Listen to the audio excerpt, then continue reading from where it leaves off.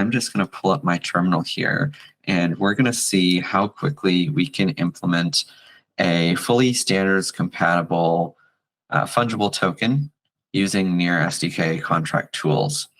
So the first thing we're going to do is create a new smart contract by saying cargo NEAR new, and then we can type in the name of our project. I'm just going to call it my token.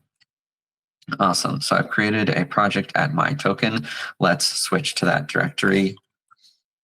And we can see what's going on here. We just have a couple of files. So then we need to add our single dependency, which is cargo add NEAR SDK contract tools like this. I'll add that really quickly. The version 3, you can see right there, 3.0.2. And there we have it now added to our project. So now we can open up our contract file here. And we only have to add 2 lines of code. The first is our import. So we're going to say use NEAR SDK contract tools, and then we'll import everything from the fungible token mass export here.